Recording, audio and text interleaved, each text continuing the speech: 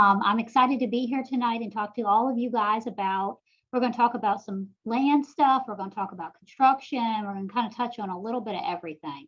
But like he had mentioned, I've been in the banking industry for over 13 years. I have been in my current role for a little over 2 years now, where I specialize in all of our residential consumer lending for the bank. So I handle all of our land loans, all of our construction loans, and I really do love what I do. I love being a part of this with everyone. Such an exciting time for everybody. When you're buying land, you're building your home. It's just, the excitement is wonderful. And my favorite part is I get to see all the pictures when the homes are being built. So I get to see all the new kitchens and everything. And my husband probably doesn't love that, but it's a lot of fun. All right, let's go ahead and get started and go through the slides. Okay, so this is the agenda and what we're going to talk about. I've kind of compiled a few tips and tricks for us to talk about. I've also put together top 5 references for land and for construction. And so what I'm going to do there is kind of go over the major points of things that you need to be thinking about as you're starting to get into this process. We're also going to touch a little bit on the current market of what's going on with rates and with the material prices and things like that. And then we're also going to be able to answer some questions and answers. Due to time constraints, we won't be able to go too much into like a specific project, but you're going to have all of my contact information. So if this is something you think you want to explore, please reach out to me. We can set up a time for a phone call or a meeting, and we can go through your project in detail. And that way we can make sure we are answering any questions you have along that. But please feel free to ask questions tonight. Just if you think this is something that you want to explore, we definitely want to get together and talk about it. All right, so let's go ahead and start going through some tips and tricks. So my biggest tip that I can say for any of it is preparation is key. It takes a long time to put this together. You need to make sure you're doing your research. You need to take your time and know what you're getting into, because there's a lot of decisions to make and you don't want to rush through them. So you want to make sure you find that right piece of property, you find the right builder, you've picked out the right plans. There's so many things that have to happen in this that you really preparing ahead of time is really important. And then also knowing your timeline. So in comparison to just buying a readily built home, this is a much longer process, and you need to be able to make sure you're aware of that before you go into it. So it won't be where you can probably go and pick out a piece of property and build your house and be in it in less than 6 months. That's not going to happen. Usually it takes at least a year to be able to get through it. So you want to make sure you're planning accordingly as you're going through this. Now, I put on here to talk to your construction lender early. And the reason why I say that is I'm here to help guide you through it. You call me, you ask questions and all of that. So if you're bringing me in before you get too far into it, then I'm able to help guide you along the way of these are things you need to look for. These are things you need to think about. This is what the whole process is going to look like. And what I try to do when I have people reach out to talk to me about buying land, if they're thinking they're going to build in the near future, we try to go ahead and go down that route as well. That way they know what to expect when they get there. I've also got on here to talk to your mortgage lender early. And you may be thinking, why am I talking to a mortgage lender and a construction lender? So here at Farmers Bank, we offer construction financing only. So what that means is we get you through the construction phase. We have our affiliate, Tidewater Home Funding, that offers mortgages. And so they would be someone you could reach out to talk about getting a mortgage. And the reason why I say to talk to them right up front is they're going to help you set your budget. They're going to be able to help you come up with what that in-game mortgage amount is going to look like. They're going to talk to you about what that monthly payment is going to look like. And then that can kind of help build your budget on how much you want to spend on land, how much you want to spend on construction costs. Next biggest tip I can give you is do your due diligence on the property. It's exciting to be able to be picking out property and buying it. But the most important thing you want to do is you know what you're getting into. We're going to go into some of my top things to look at when you are looking at property. But the reason why you need to take your time and do your due diligence is some of these things can be quite costly if you don't know them up front. And then that can really mess up a budget when it comes time to build. I also recommend to talk to multiple builders. Now, it's great to, especially if you can get recommendations from people of who you want to use, but the builder is a very important part of this process, and you need to make sure you feel completely comfortable with them, that you feel good about it, because they're going to be building your home. You need to make sure that you pick the right one. My last tip is to ask a lot of questions. Rely on your resources, your construction lender, your mortgage lender, your realtor, your builder. That's why we're here. We are your resources to get you through point A to point B. So you want to make sure that you are asking us all of the questions that you have along the way, because that's what we're here for. We're here to guide you and get you through this process and make it as easy and fun as we can. Okay, let's go ahead and start on our land references on the next slide. All right, so my top 5 land references that I have put together, again, do your research. Don't rush into it. Know what you're getting into. Normally, when I have someone reach out and want to do a land loan, normally I always recommend a 60-day close. That's not only for us to be able to, get appraisal and title work and all those kind of things, but it's also to make sure you have enough time set in to do your due diligence. And the reason why is those things can come up that you didn't realize. So for example, your survey and deeded access. So it's very important to have an updated survey, whether that is, if it's been completed recently by the seller, then you may be fine with using that. But if they don't have one, or the property's been recently subdivided, or the survey is very old, this could be a cost that you will have to incur, but having it is very important. You need to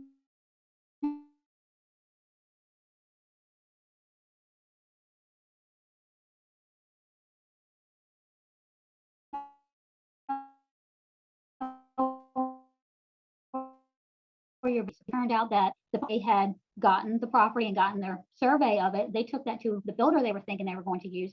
And then the home that they wanted to build on it, the property was too small to put it based on what they could do. So it's important to know what that looks like.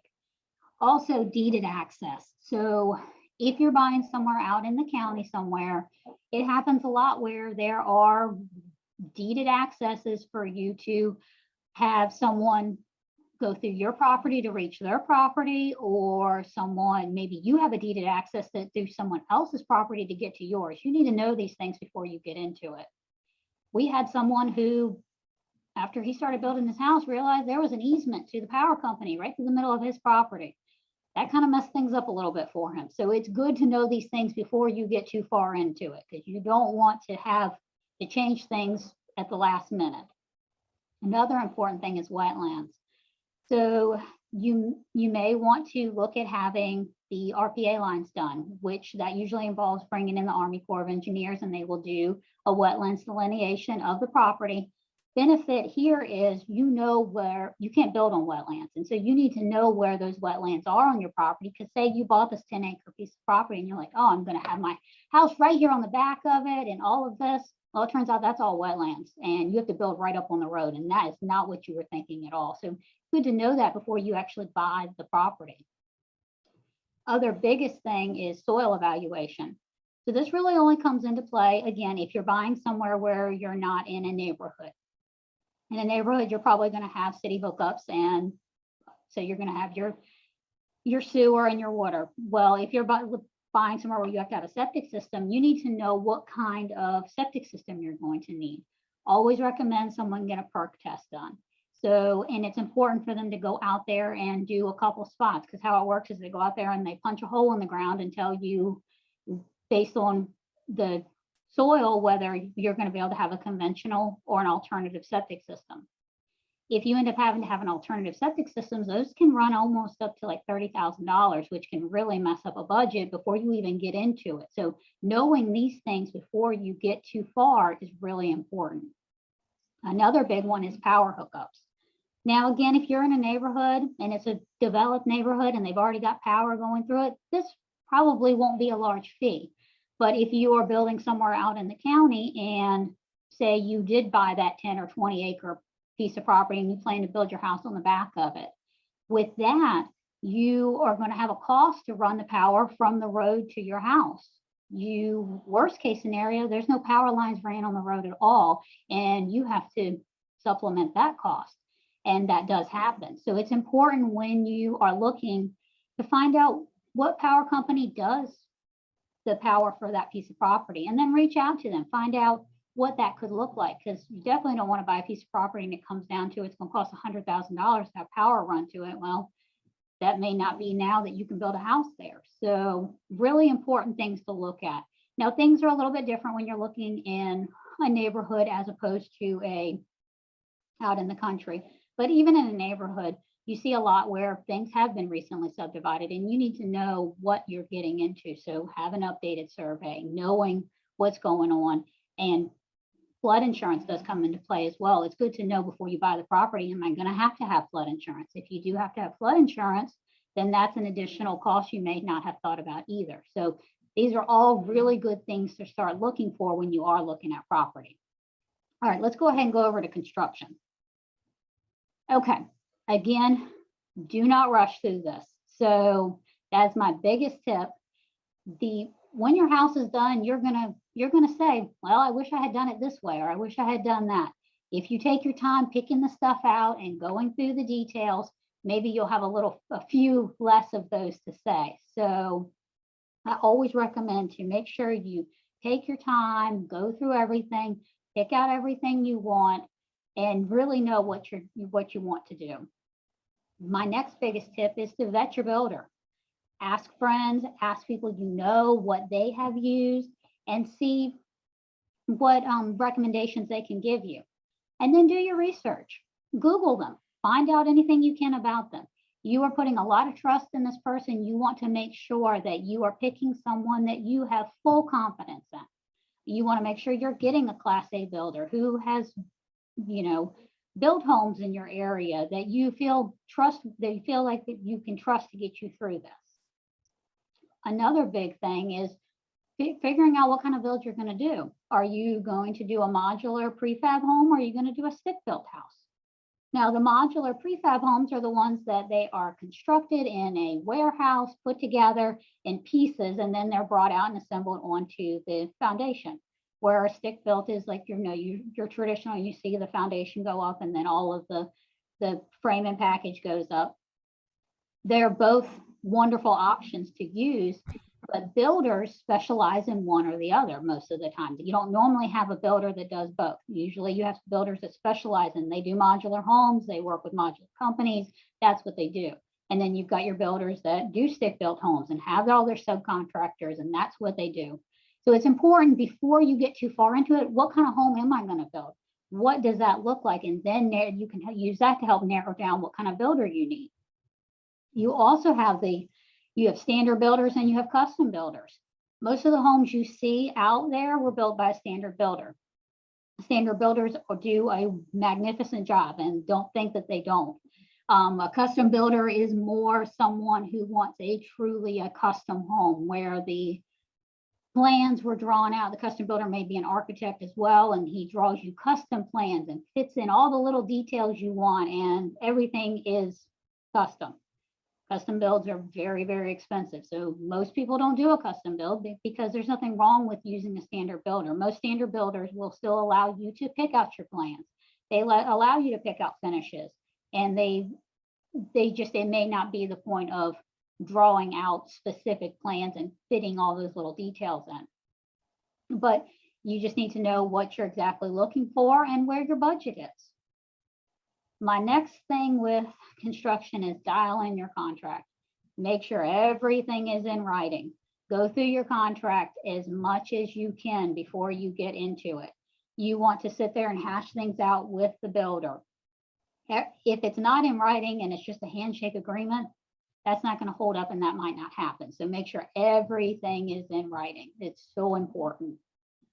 Lastly, I try to recommend that borrowers get a legal review done of their builder contract. The bank does review the contract and we look at it, but we're looking at it more on the basis of cost, and we're looking at what's included, whether it's including hooking up your well and septic, or it includes the power hookup cost. We're not as much looking at it on a legal side because that's not we're not trained to do that. So I always recommend, if you can, have an attorney look over it, because you want to make sure you're protected and that you are looking at everything the way it should be done. So that's my last tip for construction. So let's go on over to the current market. Now, there's a lot of things going on right now, and we really don't know what things are going to do, but I pulled up this chart from the National Association of Home Builders, and what it's pretty much detailing is that rates are forecasted to rise. We've been seeing that in the news. It's all over the place. This is what they are expecting to happen. It looks like maybe 1.25% they may go up by 2023. So it's just something to think about. But at the same time, we're in the position right now where material costs are so high. I pulled up an article from January from the National Association of Home Builders, and they had seen a lumber increase again over the last 4 months. We were seeing lumber prices go down. Now it looks like they're going back up again. So it's just hard to say where things are going to eventually fall. They had the statistic on there that the average new single family home increased $18,600, and that was due to lumber costs. So it's just hard to say where we're going to end up with the cost. The material costs keep going up and down. We don't know where we're going to eventually fall on that, where it's going to stay. We're still having supply chain issues. This is causing increased prices, and it's also causing delayed timelines. So when we're seeing this with a lot of the construction projects right now, where things are being delayed and it's kind of pushing timelines out a little bit. I haven't had it where it was a drastic issue for anyone. People are still able to make it through. Most of the time it's ended up being where they're just having to pre-order materials in advance to make sure things are getting there on time. And this is where coming into having the right builder makes perfect sense, because they are looking out at the market. They're looking at what's going on with prices and timelines and all of that, and they are helping guide you and making sure your project is completed to the best of their ability in the timeline set forth. So again, very important to have a good builder. Always tell people to plan on a 12-month timeline. And this is not 12-month timeline of buying the property and then getting to your permanent mortgage. This is probably more of a 12-month timeline of picking out everything with your builder and picking out your plans, picking your builder, getting all of that finalized. And because that can take a couple months to get everything straight, especially if you're having plans drawn up or changed by an architect. And then we start our construction process, and it takes an average 8 to 10 months to build a house typically. And so I always tell people, make sure you're planning appropriately. 12 months is probably a good timeline to have for the construction period. Now, if you're buying the land, then probably add an additional few months on that. But the biggest question, which I wish I had an answer to, is build now or later. Prices are still kind of high on things. Rates are going to go up. So it's a hard one to say. I don't know the best answer there. I think it's going to have to be what you're comfortable with, what your specific timeline is. That's really where that's going to fall into play of when this makes sense to move forward. And that's all I have for the current market. So now we're going to open it up if anybody's got any questions.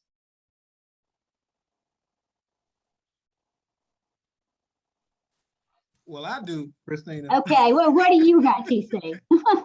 I got a ton of them. Okay, so you said we anticipate rates going up 1.5%. Is that what you said? 1.25. That's what, and that is just according to the National Association of Home Builders. I have been seeing, talk in different articles and stuff about rates going up.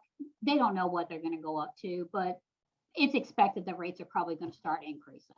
So on I know numbers are your thing. So just on a $300,000 house, what would what's the difference in payment on somebody with really good credit, and with the points going up like that, what would that equate to in an increased payment? I wouldn't be able to speak to the mortgage payment because I don't handle the mortgage side of it. So that would be something that maybe whoever you're using for your mortgage financing, I can't remember who got you pre-approved. Was it Paul? Oh, well, I'm talking in general. Yeah. But yeah, it was for me personally. Yeah, it was Paul. So yeah, there will be an increase in your payment, but at the same time we don't know what rates are going to continue to do at that point. And if it takes 12 months to build and you start now, you're going to be in that time frame anyways at that point. Okay. And I see Christina, I got a couple more. So I see Christina's hand raised. So let's get her to ask. And then if as other questions come in, I'll ask these that are on my list. So Christina, okay. Hey, Christina, what's your question? Hi. Hey. Hi there. Hi, Christina. Right? Hi. I was asking, so we bought a condo maybe a year, 2 years. Okay. It's all is a blur. Yes. But which of course, for when it comes to like renovations and stuff, we can't do much to the outside, but we are able and free to do things to the inside. And so we have been thinking about renovating inside rather than doing like a new construction build and just staying where we are now. And so we were trying to figure out maybe the benefits of that, like if that would mean needing to refinance, or would we go through like with a different loan? Like what would that look like? So actually, Lori, who's going to talk after me, is our renovation specialist, and she will be able to answer all of those questions in great detail. So you are going to be in good hands. All right. Thank you, Christina. You're welcome. And we do have a question in chat. Elle. Hey, TC. What's up, What's TC? going on, Elle? Listen, I just had a question. I just wanted to find out, does Farmers not do construction to perm? We do not do construction to perm. So our product is essentially a 2-time close. So we do not handle the permanent financing. Farmers Bank does the construction financing only. Our goal is to get your home built and get you through the construction process. We have our affiliate Tidewater Home Funding that handles our mortgages for us. And so we would refer you to them for the permanent, but you do have 2 closings. You have closing for the construction loan and a closing for the permanent mortgage as well. Okay, that answers my question. Thank you so much. You're welcome. Thank you, Elle. And we do have a question in chat. Yeah. Question in chat's from Esther. It says, so if I go with one of the programs for first-time home buyers, would I still be better off waiting to build until costs lower or stabilize? So for the first-time home buyers program, that would be applicable for the permanent mortgage only. So those programs do not come into play for the construction financing. So I wouldn't be able to really say for whether that would be beneficial on the permanent mortgage side or not. But for the construction financing, it stays the same since we don't use any of those programs, unfortunately. And Christina, that was actually one of the things on my list. I'm thinking that it might be helpful to provide some clarity. So essentially, farmers will, with your products, you'll provide the funding to actually build. Correct. When the house is built, then the borrower or the buyer needs to come back and get permanent financing to basically pay off the money that it took to build it.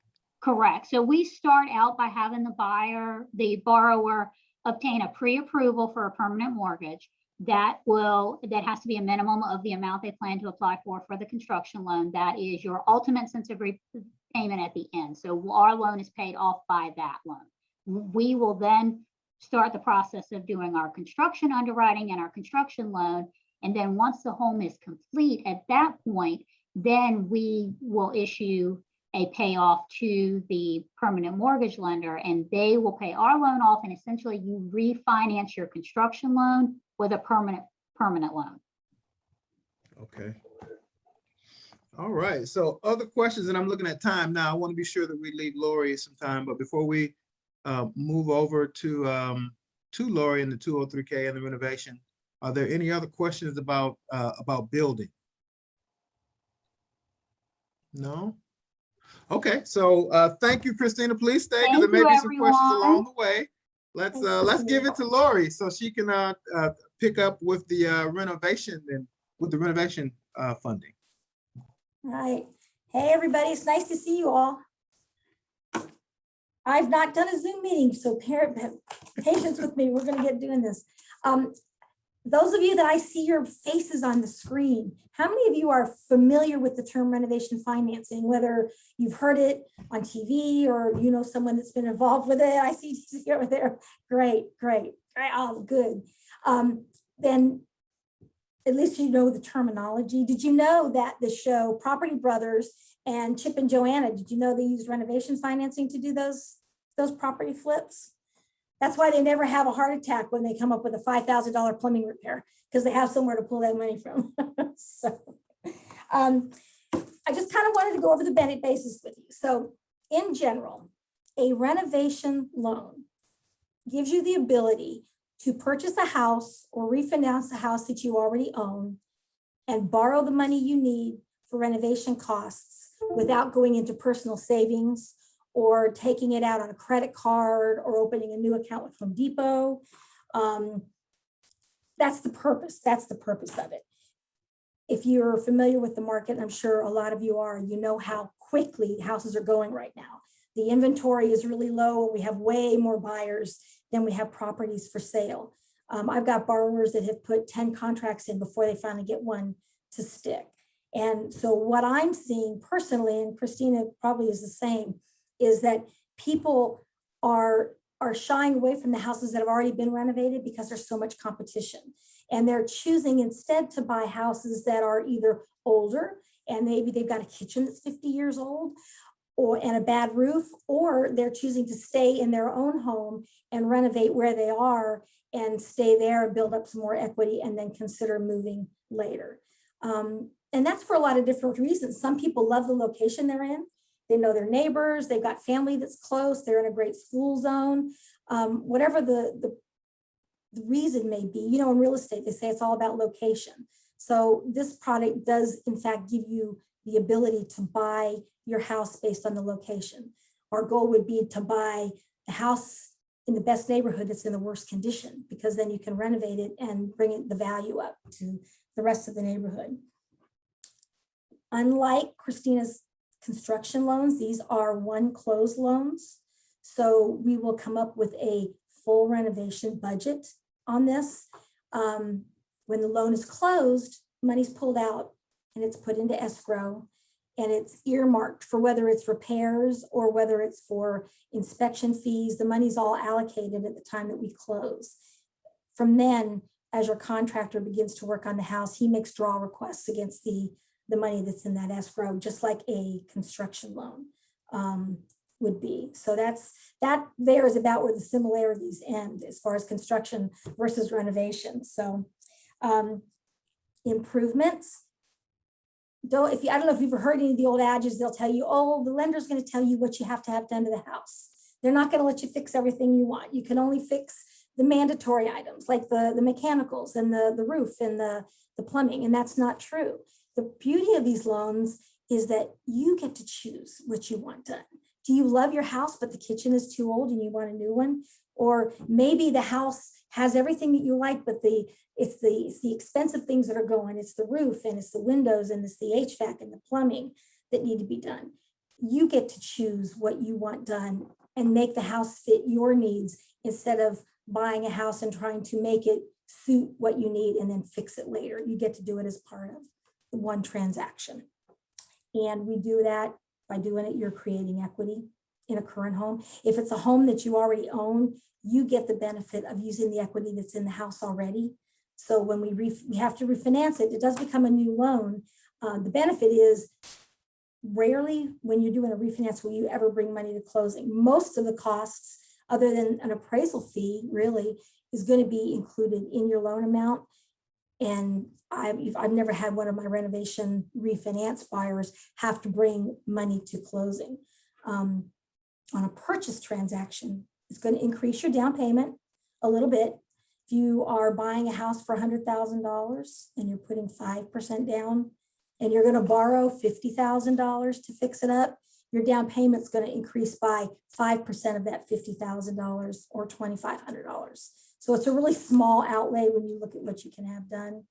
And let's face it, most people, I don't know about you, but I can't. Most people can't afford to buy the house and pay the down payment and closing costs and close and then turn around and pay, 10 or 20 or more, thousands of dollars to make big repairs to the house. So that's kind of the benefit of renovation.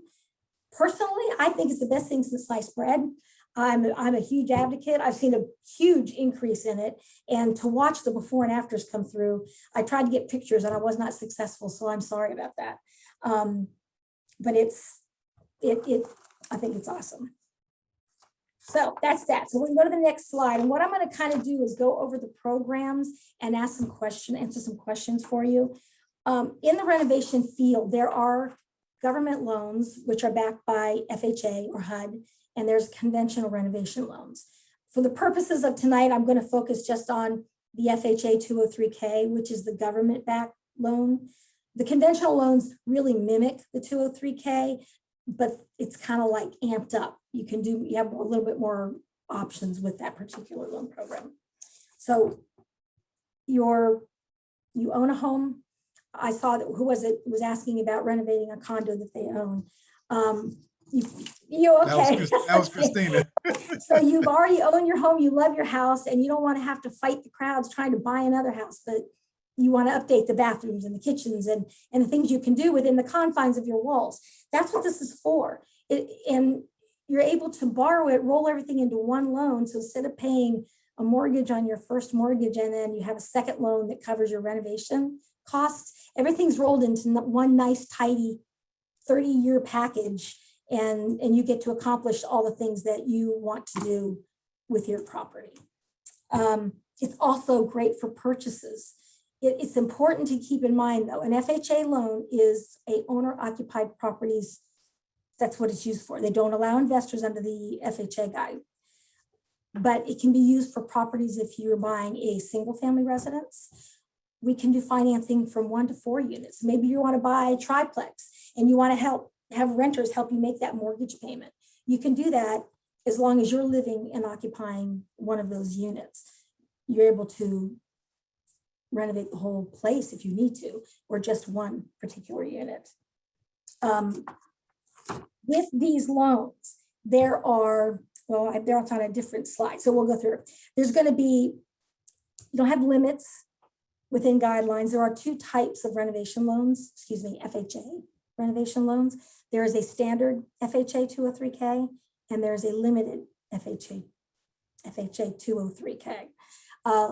The limited basically means that you're doing non-structural renovations. So the kitchens, the bathrooms, the roofing are all non-structural repairs. You've got a maximum of a $35,000 budget on those loans. And you're going to be limited to that. We can't go outside of that. If you go to $35,000, $1, we move over to the next program, which is referred to as the FHA 203K standard loan. On that particular loan, there are no limits. You have to have a minimum of $5,000 in renovation costs. But as long as we stay within FHA maximum loans, you can do whatever you want to the property as long as it will appraise. So I've seen people add second floors to those properties. We've had complete people go in and gut the inside of the house and rebuild it. So it really gives you the option to make that house what you need it to be. All right, the next slide, which again goes over the eligible improvements. We're talking about additions. So maybe you've got parents that are elderly and they need to come and stay with you for whatever reason. That's how we're seeing a lot of that recently. You have the ability to add an additional living space, whether it be a a room and another bathroom in the house, or maybe you need to convert your garage to living quarters or add a small in-law suite above the garage or something to that matter. Your mechanicals in the house, which are the high priced items, they can be. Christine was talking about how expensive a septic system can be. That alone, and if you're looking at replacing an HVAC system or having to replumb the house for plumbing, these items can get expensive. So if you wanted, you could come in and you can do all of those. And we just closed a loan. The guy's not doing any renovations, updating anything, but they made it pretty, but all of the things that made the house operate were bad. So he needed a roof and he needed windows, and we had to replace the electrical and the plumbing. He didn't have to do the pretty stuff, but at least he got the bones of it. And now his house basically is new for him. Again, it's the kitchens and the bathrooms, the flooring. You can even get appliances covered in these. So if you're purchasing a new house and you've been renting, and typically the appliances are included, you've got them in the rental property. If you're going to renovate a kitchen and you don't have them, we can roll the cost of the appliances into these loans. So you're not having to go and put a lot of cash out after just paying for down payment and closing costs.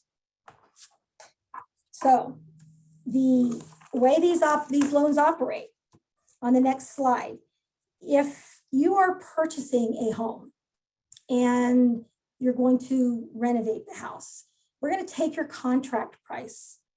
We're going to come up with a renovation budget, which will include all of the cost the contractor is going to charge you. There's a contingency fee for, remember I told you about Chip and Joanna, they have those $5,000 plumbing snafus in the thing. The contingency fee is for cost overruns. When your contractor opens a wall and finds rotten wood they didn't know existed, it gives them a place to pull that money from, so they're not coming to you and you're not having to pay those out of pocket.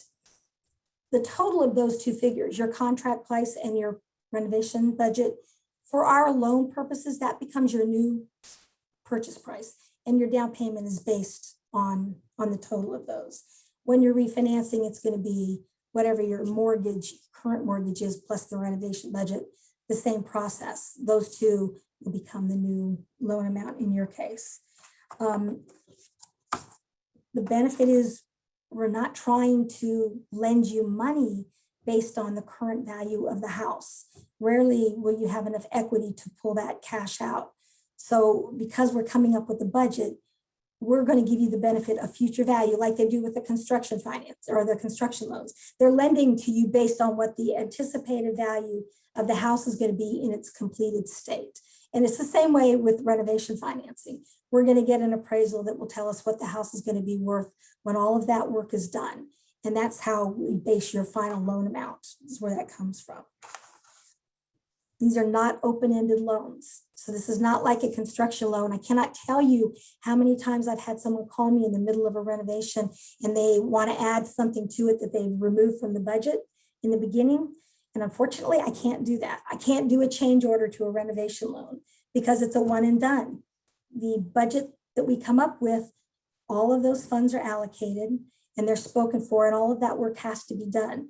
I cannot add to that once the loan closes. So if you're considering renovation financing, and I tell this to all of my borrowers, make yourself a wish list and write down everything you ever think you're going to want to do to that house, whether it's new floors, new kitchens, new bathrooms, a new roof, maybe a deck or a new fencing. Put everything on that list. If you can't afford the full list, that's okay, because it gives us something to work from. We can go from the least expensive items and we remove that until we come up with a budget that you're comfortable with. The biggest issue is making sure that you're covering the large items so that you're not having to finish the renovation and then say, okay, now I need to go find somewhere to get another $10,000 to finish X, Y, and Z that we didn't get to do during the renovation portion, if that makes sense to y'all. Again, the money will be pulled out at closing. It's held in escrow, and that money will be made available to your contractor as they begin working on your home, like they do on a construction loan. They'll make a draw request, there's an inspection made, and then we release the funds to the contractor. Okay, next slide. This is, again, the differences between the two loan programs. the 203K standard and limited. Remember, the 203K standard does not have a dollar limit on what you can do. We actually, under this program, if you've got a house, maybe you've got a 100-year-old house that is falling apart and it's no good. These homes, we can actually take a house down to the foundation under this program. Can't remove any part of the foundation. It has to stay intact, but we can rebuild from the ground up on that foundation or around that foundation. We just can't remove any part of it. So it's really it's a clean slate for you to choose what you want done. The 203K limited is limited just exactly like it sounds. It's a $35,000 maximum budget, and it's going to be non-structural repairs only. But the good thing is that any of the nice items, any of the, the kitchens, bathrooms, roofs, none of that is considered structural. So it gives you a lot of wiggle room in there. The next slide.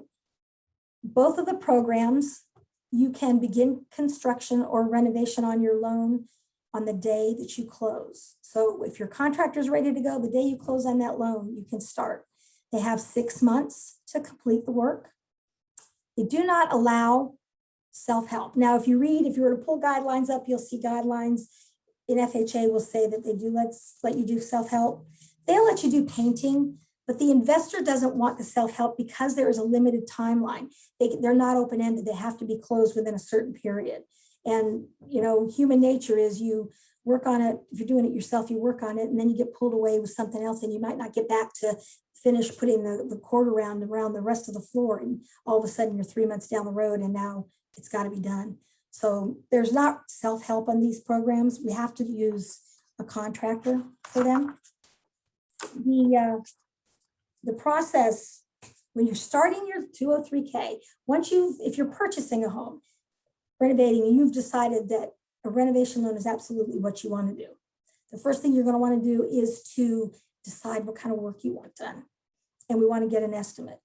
Typically, you can contact a contractor and they can give you an estimate at no charge. Some of them may not, but that's where you want to start, because what I cannot do as a loan officer is I can't help you figure out what your final loan amount and payment's going to be unless I have a budget, because the renovation is going to be almost as big a piece of the puzzle as your purchase price if you're purchasing. And on a refinance, it will be as big as the loan we may be paying off. This limited 203K, because there are no structural repairs, you would work directly with your contractor to come up with and build a budget, what we call a specification of repair. It's basically a work write-up. It breaks your job down, tells you all the work that's going to be done. And under the limited program, you'll be working directly with him. If you opt to do a standard 203K, whether because of the dollar amount or because you want to do larger structural repairs, it requires that you hire a HUD consultant in addition to a contractor. Don't let that scare you. The HUD consultant acts as a liaison between you and your contractor. It actually makes the whole process much smoother. The contractor talks to the consultant. They come up with a budget based on what you want done to the house. And when the contractor is ready for draws, they will contact the consultant to schedule inspections and photos and circulate documents. So that's the biggest difference, is you are going to have that third party at some point. It can come, what do they say? It doesn't matter, you put the horse before the cart. It doesn't matter who looks at the house first, as long as in the end, both parties come together. As we progress, the contractor, like I told you, will get to a point in the job he's ready for a draw. He will contact either myself, I handle the draws requests here at Tidewater. He would either reach out to me and say, I'm ready for a draw and we need to prepare paperwork, or he'll contact your consultant for the same thing. The draws are processed. When we get the approvals on them, they're processed here in the office. Your contractor is paid. Typically, there's no more than about 4 draws, and that would be a really large renovation to have that many. Everything is signed off until closing. In this industry currently, like Christine was talking about, lumber prices, windows, appliances at one point in the fall were back ordered 3 months. I've had windows backwards 6 to 9 months. So there is a delay in materials.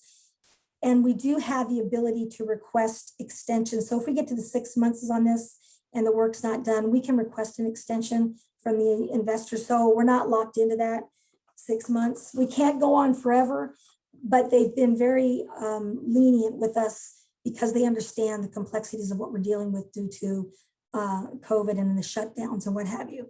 I've had contractors with difficulty getting permits issued because the county's short-staffed. They're working from home. They're not there all day, every day. So those are kind of the summary of what we can do.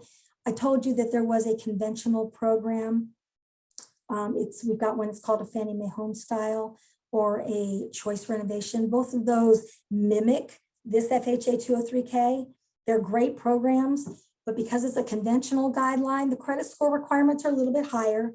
They've got like a 640 or a 660.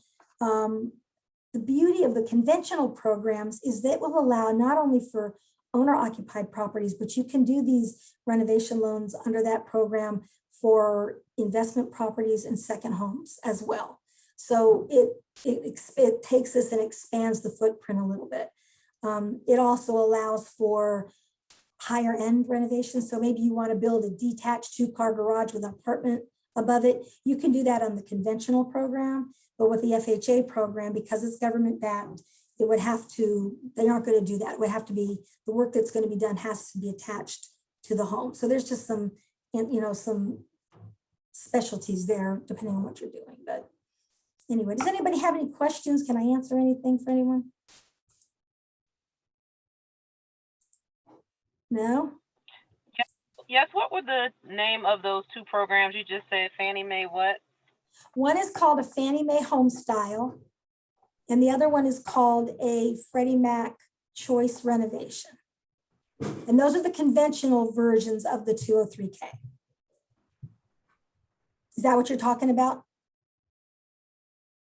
Yes, thank you. Okay, you're welcome. I'm not sure who asked that, so. That was LaShonda. Oh, okay. Hi, Barbara, go ahead. Christina, unmute. Yes, I wanted to find out if you're purchasing a home or you're about to purchase a home and the house has been renovated, but you want to add to it a bathroom and maybe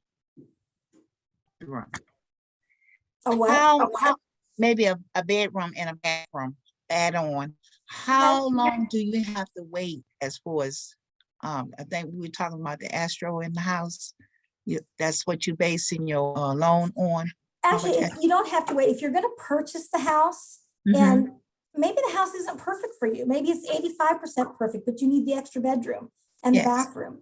We can do that as part of the original purchase. So if you know up front that you're going to do that, we would provide, you would have you get a budget from a contractor, and whatever the budget comes up to for that addition, that gets added to the purchase price. And whatever the total of those two figures together are, that becomes your new purchase price for loan purposes. Your down payment would be based on the total, and then you would borrow the funds. Takes about 60 days, like a regular purchase. We would close on the loan, and then you can begin having the renovation started. Okay? We have a question from Christina. Sure. Hi again. Okay, so my question, earlier you were talking about that a lot of the, not necessarily limits, but what's the word? What you can have for the loan for the 203K or whichever is based off of what the expected ARV. What the expected. Yeah, the expected value will be, it's called the as completed value.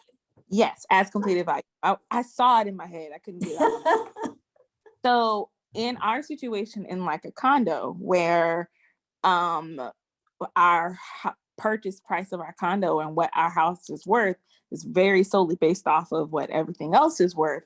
How would that work for us? Even if we are improving renovations in the home, our house is only going to be worth but so much because of what our neighborhood is worth. So how would that work? Right. But depending on how old your condo is, if everyone's house, if no one ever changed the interior of the houses, the values would always stay the same. If you got a Right. 3-bedroom, 2-bath, and you don't ever do anything, it's still worth the same amount of money as your neighbor who has the same 3-bedroom, 2-bath house.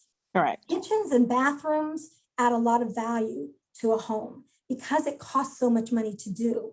So when the appraiser goes out to look at your house, your condo, he's going to look at first in the area to see if there's a condo in your area that's the same size, the same bedroom count, and if it's been renovated. If it's renovated, he's going to compare your property to that property.